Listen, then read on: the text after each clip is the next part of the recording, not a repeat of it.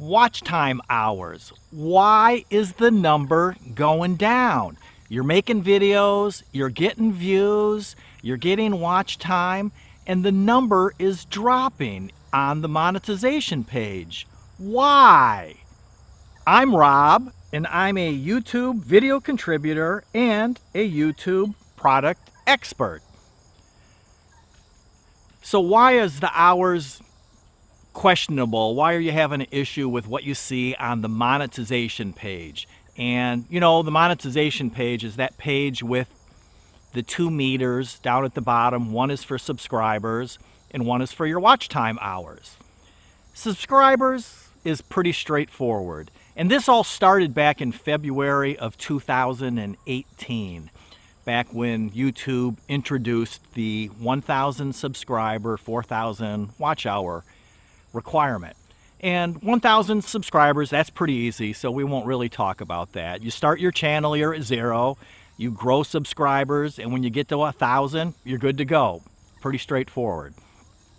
The 4,000 hours seems to be a really difficult concept that a lot of us, you know, us creators, we have a hard time. What in the heck does YouTube mean by that? And I see questions every single day across all the social media platforms that I kind of hang out on, and trying to help people, you know, answering their questions. And I see it comes up. In fact, I saw one this morning, which is what prompted me to make this video for you. Is someone posted that page with the meters, their monetization page, and they posted it 2 weeks ago with their watch time hours, and I'm going to make up a number so I'm not picking on somebody. Let's say it had 1,000 hours of watch time, and that was 2 weeks ago. And then they posted it from today, 2 weeks later, and now they have 975. And they don't understand how they lost 25 hours because they're making videos, people are watching it. Why aren't the hours going up?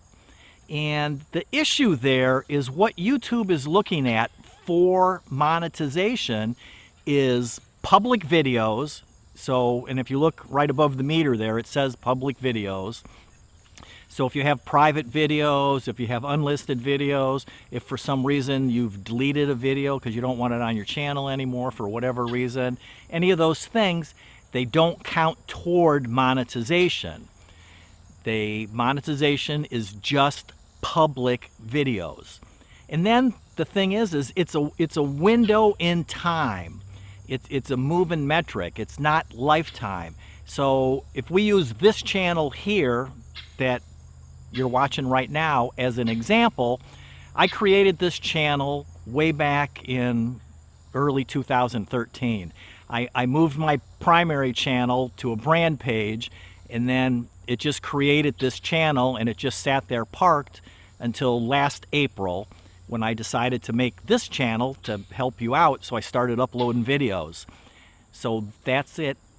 You see the peak jump up in April, and I currently have about 1,200 lifetime watch time hours. So you can see where I started uploading videos and the watch time hours, and if you look up in the right corner, you see the word lifetime, and I have 1,200, roughly 1.2K lifetime hours.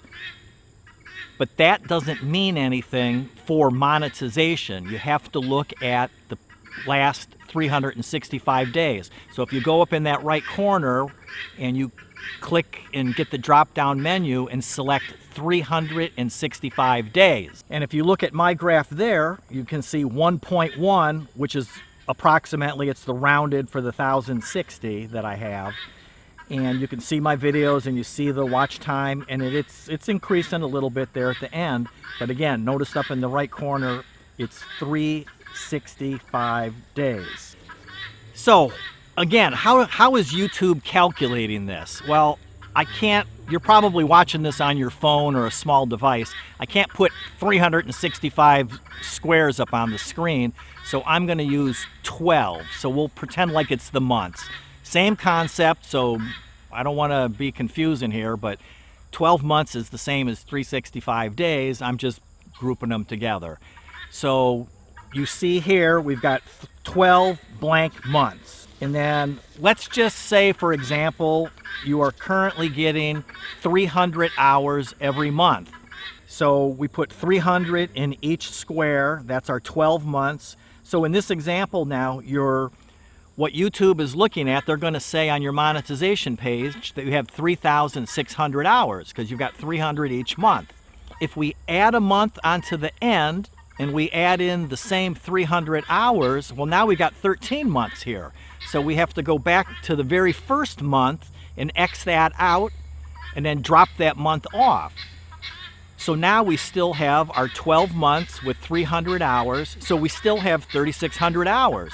Then when we get to the end of the next month, if you add another month with 300 hours and X off and get rid of the previous month, so you're always looking at 12 months with 300 hours in them, you're always going to have 3,600 hours for monetization. So you could keep going for years and years and years. If you keep producing 300 hours of watch time every month, your monetization watch time is going to always be 3,600 hours. 300 hours a month times the last 12 months. Your lifetime watch time hours will go up and up and up, but that's not what YouTube is using for monetization. So then why would watch time hours go down? Well, maybe you had a video that did really well 3, 4, 5 months ago, for example. That's pretty common. You upload a video, it's seasonal, whatever, and it really takes off for your channel, and you get more views and you get more watch time. And now your watch time shoots up, and let's say we're still at the 3,600 hours, you just got more hours from one particular video. And now that video is run its lifetime, the views are starting to slow down, you're not getting near the views on that channel. So let's say when this month that we're in right now gets to the end of the month, YouTube tallies up your hours, now you have 200 hours instead of the 300 that you've been getting. You have 200 hours. We drop off the month at the beginning, well, now you have, as far as YouTube is concerned for monetization, you have 3,500 hours. You'd had 36 before, but now you got 35 because instead of 300, you've got 200. If you get 200 at the end of next month and you add that 200 on and you drop a 300 off, now you've dropped down to 3,400. So if you were to get 200 hours each month looking forward, you're going to drop 100 hours on your YouTube monetization value. And then, of course, at the same thinking, if you go above 300, if you get 350, 400, 450, your watch time hours is going to go up. And that's using the monthly numbers because it's easy for us to visualize it here on a small device if you're, again, watching on your phone or a tablet or something. It's exactly the same concept for 365. So to do that math, you need about 11 hours a day. If you take 4,000 hours and divide by 365, it's like 10.96 or something like that. So it's 11 hours. So if you were to get 11 hours a day, every single day, you check your, as the days go on and you log into YouTube and you look at yesterday's hours and you got 11 hours, and then you look tomorrow, you log in and for today, you got 11 hours, and you would be just at 4,000 hours in the year. So you'd be good to go. The more hours you can get, the more watch time hours, the quicker you'll get there. If you can get 22 hours a day, you'd get there in 6 months. But the important thing is that YouTube is looking at that 365-day window. So when we get to the end of today for YouTube, and they tally up your hours for today, and they add that onto your watch time, 365 days ago, they dropped that day off.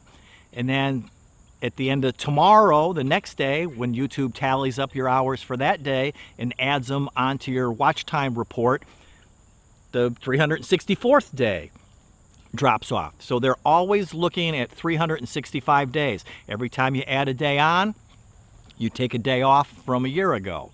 So hopefully that helps. And if you have any questions about that, please ask me in the comments, because I really want you to fully understand what you need to do to get to the 4,000 watch time hours that you need. So subscribe and watch another video. And again, if you have any questions, I'm here to help you navigate the ever-changing YouTube ecosystem.